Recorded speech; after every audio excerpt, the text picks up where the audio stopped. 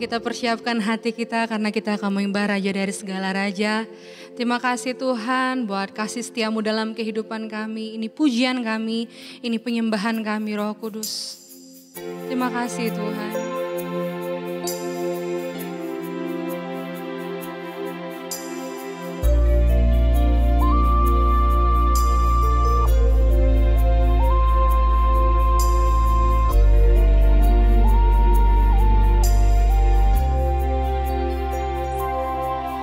Ku bawa kepadamu, oh Tuhan, persembahanku ini. Ku ingin Engkau menerima korban syukurku melalui pujian.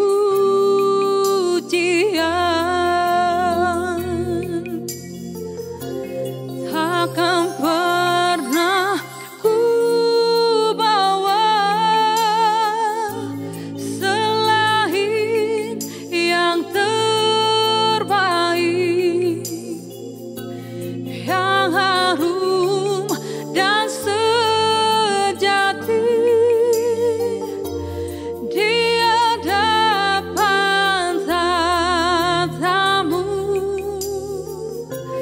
Yesusku, terimalah korban syukurku ini yang mengalir di hatiku sebagai penyembahanku.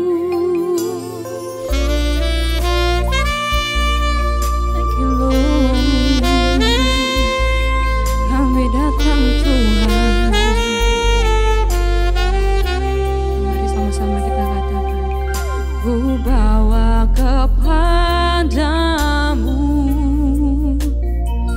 oh Tuhan,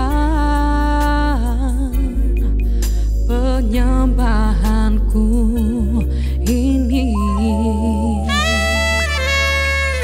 Ku ingin Engkau menerima korban syukurku melalui pujian. Takkan pernah ku bawa selain yang terbaik, yang harum dan sejati.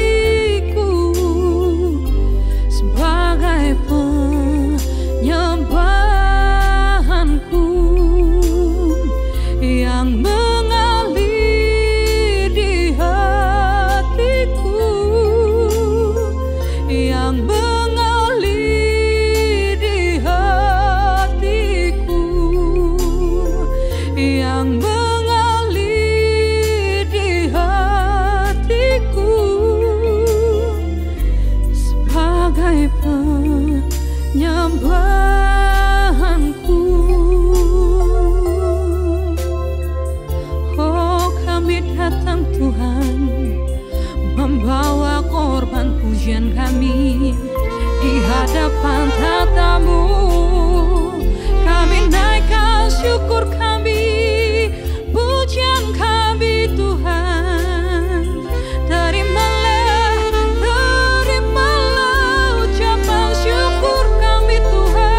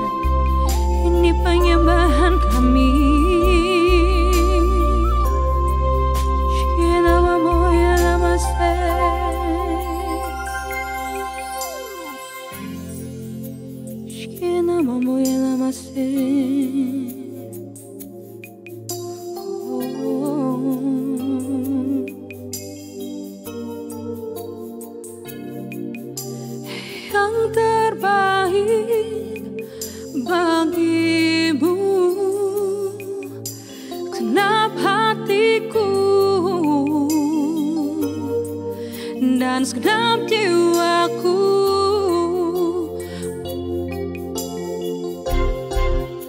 Ku beri yang terbaik bagimu. Ku relakan segalanya yang terbaik bagimu. Segenap hatiku dan segenap jiwaku, segenap hatiku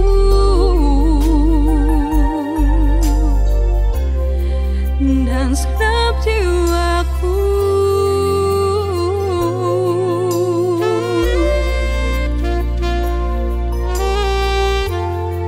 Terima kasih Tuhan.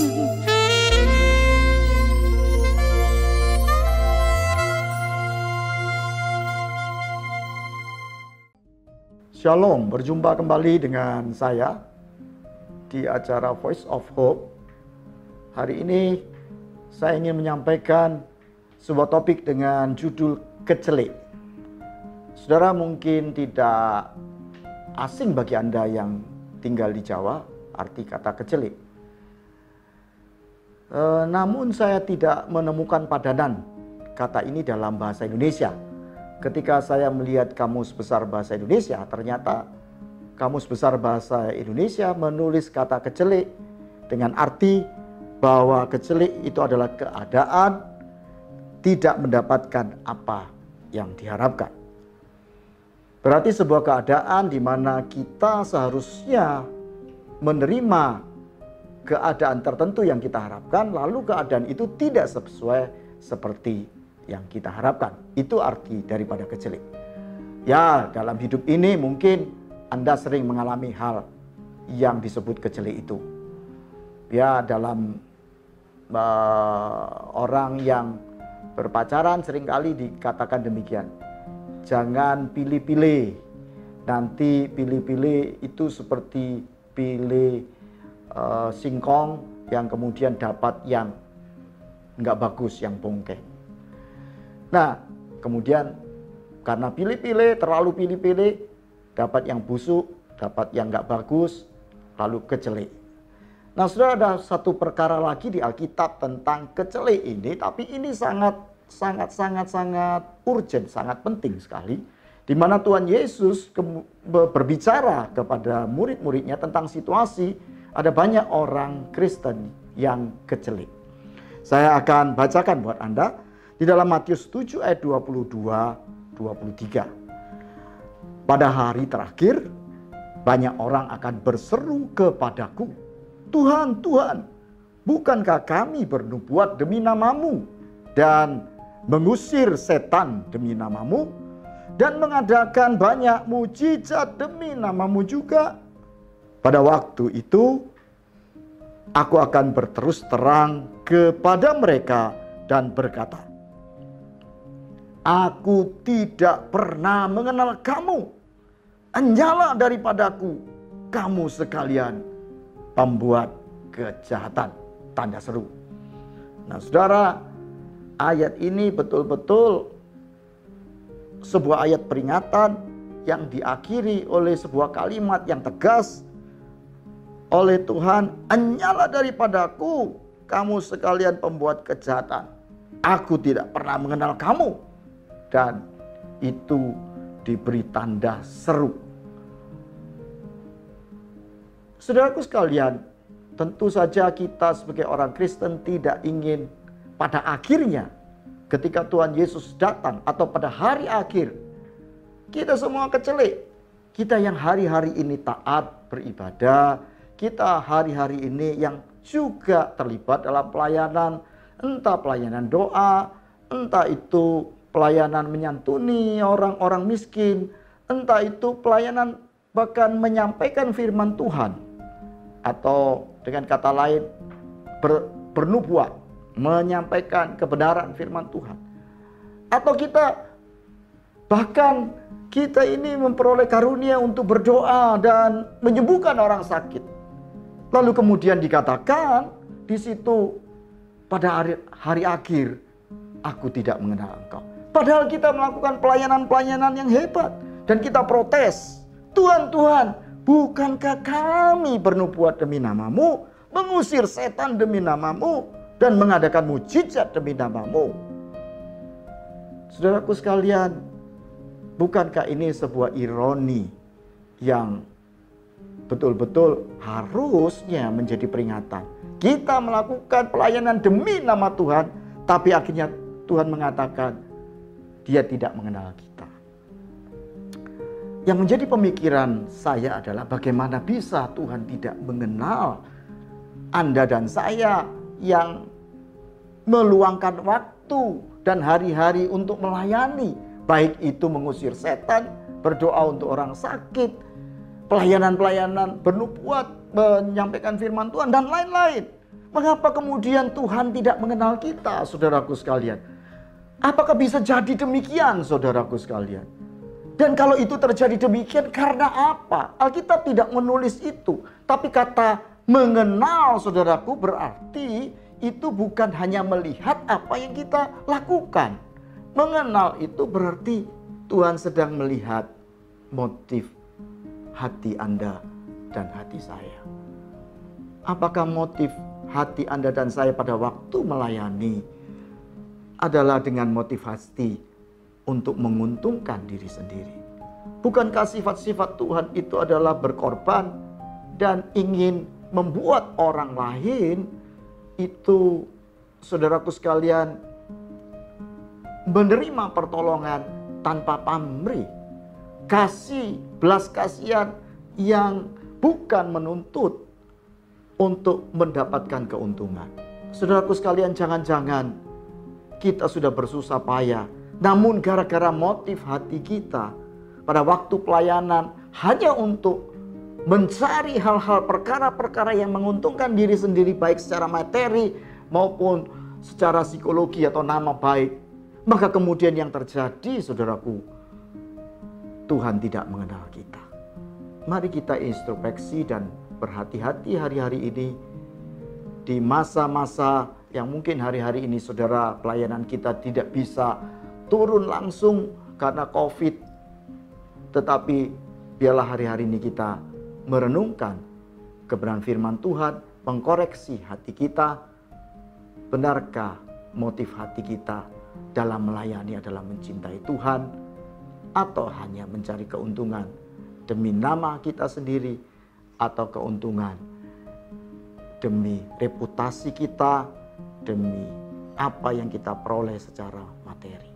Saya berharap setiap kita menemukan motivasi yang sejati, bahwa kita melayani oleh karena kita mengenal kasih Tuhan, dan kita mau berkorban kepada orang lain karena kita sudah merasakan kasih-Nya.